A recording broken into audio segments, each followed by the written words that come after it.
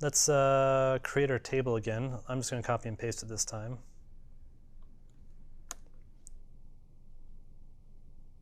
And let's now change a table. Sometimes you'll have to do this, right? So I'm going to say alter table ingredients, and we're going to add a column. Okay, and then we're going to add a column of like an image, right? Because we're going to want all of our ingredients to have some like representative image. So I'm going to say add column image, and we're just going to make it another varchar of 255, because for the most part, URLs are not longer than 255 characters. In our case, they definitely won't be. So alter table, you give it the table that you want to change. You tell it what you want to do. You can also drop columns. You can change columns, right, from one data type to another. These are all things you can do with an alter table statement. Okay, so now if I say recipe guru, not recipe guru, it's ingredients. You can see here it now has an image. By the same token, we can alter table ingredients, drop column, image. And now if we do that again, you can see here we had an image up here, and we no longer have an image down here. Yeah. If you had kept the table with the data in it and tried to add a not null column, could you do that, or do you run into errors? So the question is if I have a not null constraint, we are going to talk about constraints. You can see here that it says nullable, not null. And if I try and add something that has a not null, what happens? You have to tell it what to do. So I actually don't have anything in that like that in here, but if you just tried to do it and didn't do anything, it would error, right? Because it's like you're trying to do something, these all don't have anything to do. So in general, you're going to give it some sort of default value, or you can give it specifically like, okay, for all of these columns, give this one, this one, this one, this one, this, but you have to provide for that kind of thing. The easiest thing to just say is like, give all of them empty string or something like that, and then go back and change it. Can we add a column that stores image content? So I believe the question is like, can I read out the binary data, like actually dump the actual image, not just like a path to the image, but the actual image, and then store that in Postgres? You absolutely can. I'm going to say that 99.999% of the time, that is a horrible idea, and you should absolutely not do that. But it is possible. There is a binary data type that will store something like that.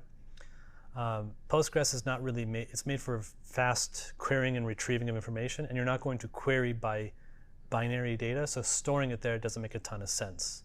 When there's something like, I don't know, Cloudflare or something like that that's much better at storing images and handling images. But if it really is like you're just putting some stuff in there because later you want to get them out, sure, that it does technically fit in there. So let's go back and look at where we were. We dropped image, which we did that. Just like we did above, you can add constraints like unique or not null. Unique will make it so that, for example, let's say we wanted to make sure that no two ingredients had the same image, right? I don't know if that's a constraint you have. You might have it. If you did, you would say add column image varchar unique, right? And that would put a unique constraint on it, which makes sure every insert is different from another one. You could also put not null. In fact, we're going to do that here in just a second with this one right here. But this is saying that it cannot be empty. You always have to provide for it. Even if it's an empty string, you do have to provide for it. So let's go ahead and do that. We're going to alter table ingredients. So notice that I didn't put the semicolon here, which means that it's going to think on the next line. It's like, okay, you're continuing your query here.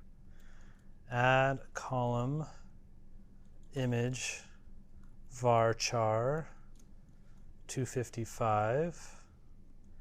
Add column type varchar 50. I'm making this one only 50 long because I know these types are never very long. Okay, this one we're going to say that it's not null so that everything has to have a type. Oh, and I have alter table, ingredients, add column, image. Oh, you know, I forgot a comma after the image here. So this one right here, you do have to, because I'm doing multiple add columns, I have to put a comma there. So it's usually pretty smart about telling you is like, hey, this is where the parser of SQL lost your train of thought. In this particular one, it's like I was not expecting to see add column type here, which means it came right before it.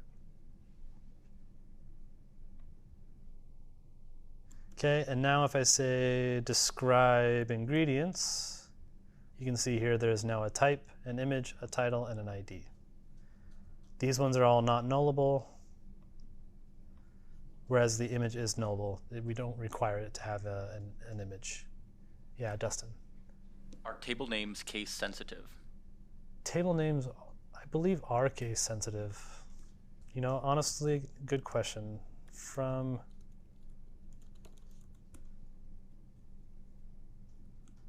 No, looks like they're also case insensitive.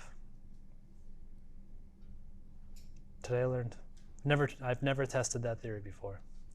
No, I'm inviting you to not test that theory either. There are so many data types in Postgres that I just don't even want to get started on with how many there are, but if you want to look through them, these are all of the data types that you can have in Postgres.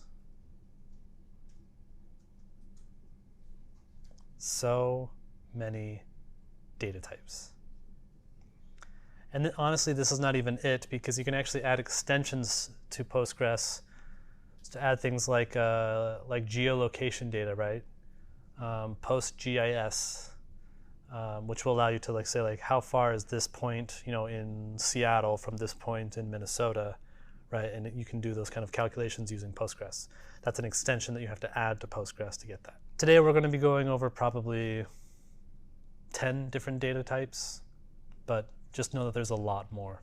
So one of the things I wanted to show you here with this alter table, you don't have to do the add columns or drop columns or anything like that one by one. You can do like 5 different operations. I could have these 2, and then I could also drop another all-in-one alter table command, and that would allow me to do that all in one query. The reason why that's helpful, if you might imagine you're trying to modify something that's out in production, right?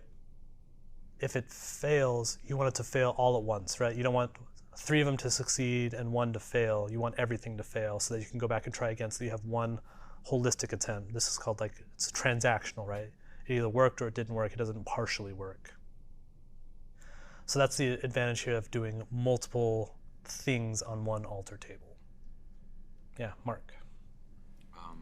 Me and a few other people in chat are getting the error column type of relation ingredients contains null values. Yep. So this is the question that we were asked earlier. What happens if you try and add a column? So I imagine most of you probably didn't drop your table, right? If you didn't drop your table, that means you have something in there, right? Which would be a bell pepper. So basically here we're trying to add a column of the type that is not null, but there's something there that is null, right? Because if you add a column, that means it's going to add something, and it's not going to have the ability to deal with that. Start from scratch. That's going to be easier. Yeah, that's probably what I would do. Drop table, ingredients, and then you can just create table, ingredients.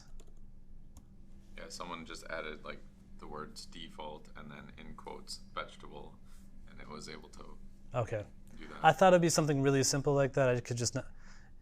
Here's my thing with SQL. I did a lot of work preparing for this course and getting all these queries correct. I never remember this all off the top of my head. Absolutely never. I Google constantly when I'm doing SQL because it's very specific in terms of what syntax comes where, what quotes go where, what double quotes or single quotes. In fact, I imagine someone right now is probably having a problem of putting double quotes around something. You can't do that. You have to use single quotes when you're talking about values. We'll talk about that in a second. But if you're doing default quote vegetable, use single quotes, not double quotes. let's just go ahead and see it, because I think that might be a useful thing for people to see. Create that table.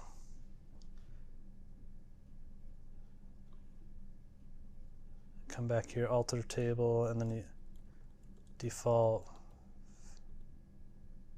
vegetable. And there you go. And I'm saying these have to be single quotes specifically.